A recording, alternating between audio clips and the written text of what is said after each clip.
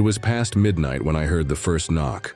I was 18 at the time, deep into summer break with nothing but free time stretching ahead of me. My parents had left town for a few days, something that happened regularly and never bothered me. I actually enjoyed having the house to myself.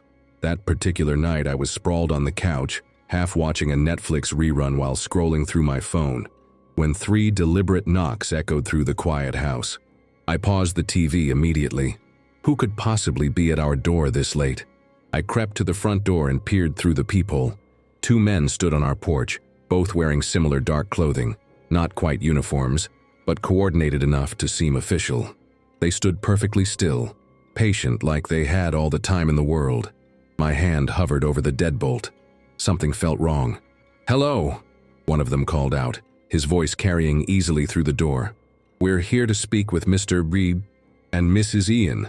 Those were my parents' names, though I've changed them here for privacy. My blood ran cold. Who were these people?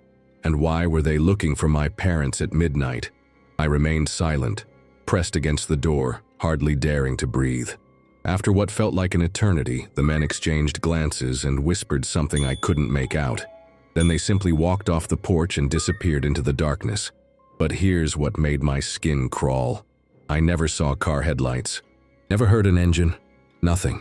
It was like they had just vanished into the night. I returned to the living room but left the TV paused, every sense on high alert. The house felt different now. No longer safe and familiar, but exposed. Vulnerable. It didn't take long before I heard them again. Footsteps. Deliberate. Circling around the side of the house. My heart hammered against my ribs as I crept to the back window. Through the glass, I watched in horror as they calmly opened our backyard gate, like they belonged there, and walked straight to the rear door. I could hear them talking in low voices.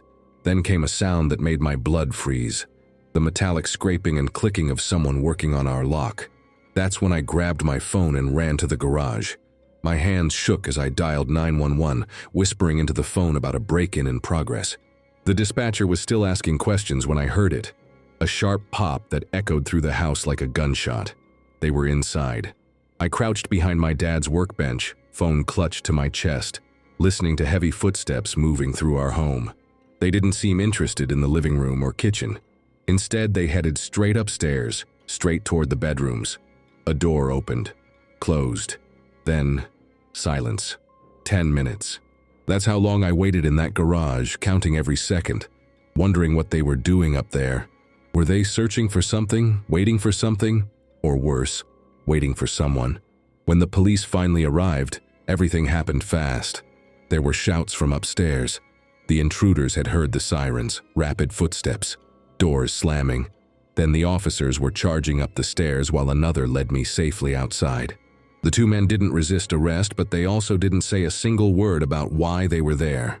Even after weeks of investigation, with no evidence of theft or vandalism, they could only be charged with breaking and entering. But here's what still keeps me awake at night. They specifically asked for my parents. They knew their names.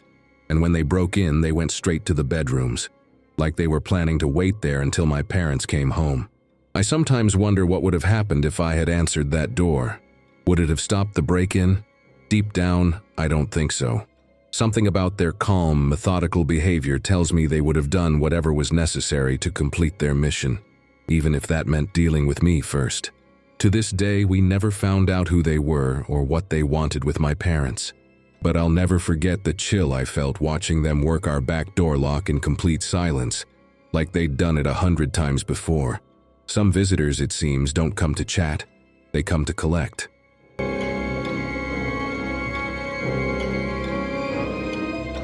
Some hunters know exactly when their prey comes home.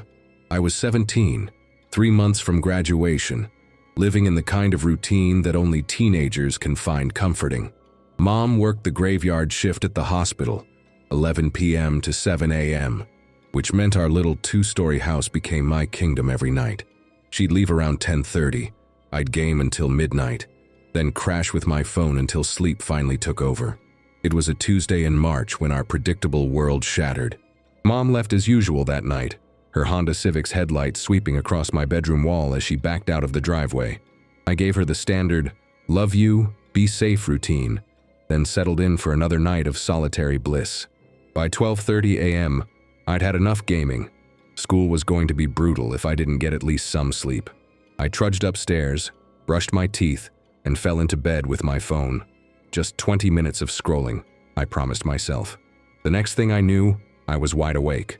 Something had woken me, but I couldn't place what. The digital clock cast a green glow. 3:17 a.m. Mom wouldn't be home for hours. That's when I heard it. Creak. The distinctive groan of our hardwood floors downstairs. The sound that always announced someone was moving through the living room. Relief washed over me. Mom must have gotten off early. It happened sometimes when the ward was understaffed and they sent people home. But then I heard it again, and again. Slow, deliberate steps. But not the familiar pattern of Mom's tired shuffle after a long shift. These footsteps were methodical, like someone was examining each room carefully, taking their time. I lay still, listening. The steps continued their circuit, from the living room to the kitchen, then what sounded like the dining room, then back to the living room, over and over. A pattern that made no sense for someone who lived here. My chest tightened. Mom would have called up to me by now. She would have turned on lights. She would have gone straight to her bedroom. These weren't Mom's footsteps. I slipped out of bed, every nerve screaming.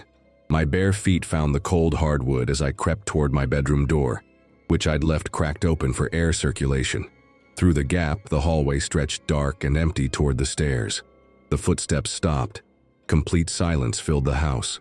The kind of aggressive quiet that feels like it's pressing against your eardrums. Had whoever was down there heard me moving? I pressed my ear to the door crack, straining to hear anything. Nothing. Just the sound of my own heart hammering against my ribs. Then, after what felt like an eternity, the footsteps resumed.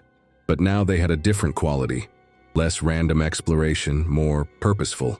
Like someone who had finished their survey and was now settling in. I had to know.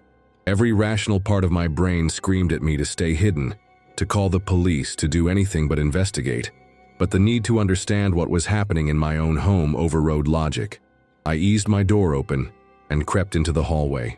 The house felt different, charged with a presence that didn't belong. At the top of the stairs, I crouched low and peered through the banister rails into our living room.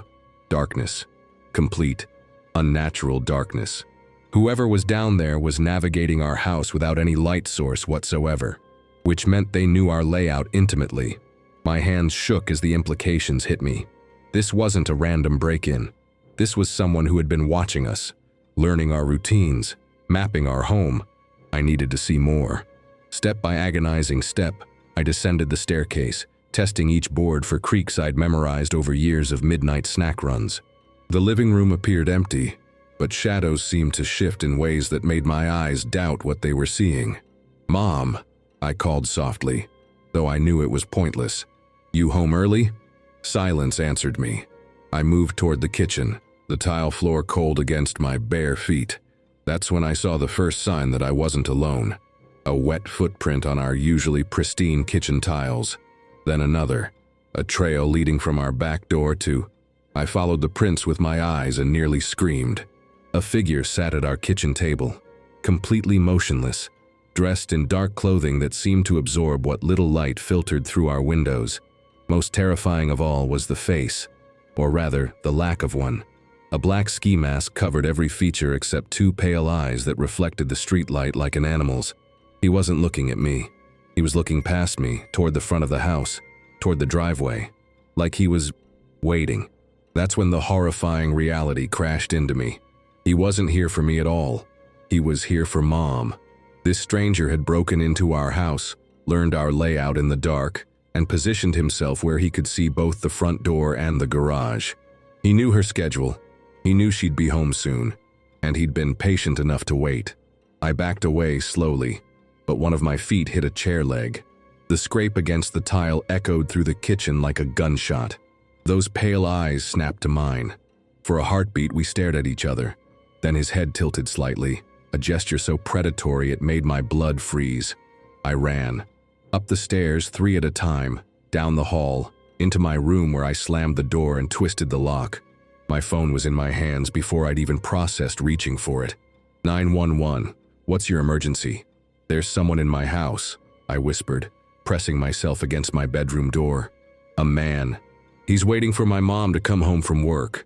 As I gave the operator our address, I heard something that nearly stopped my heart. The front door opening. Mom's voice carried up from downstairs. Honey, I'm home. Sorry I'm so early. They had too many nurses tonight and… Her words cut off abruptly. Then I heard the chair scrape against kitchen tiles. Mom! I screamed into the phone. Run! Heavy footsteps pounded across our hardwood floors.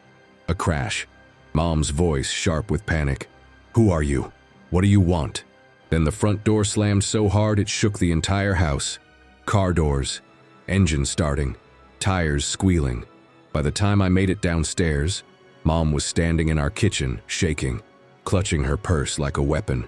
The masked man had vanished as completely as he'd arrived.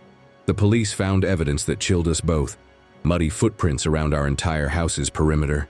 This wasn't his first time here. He'd been circling our property, learning our patterns, waiting for the perfect moment.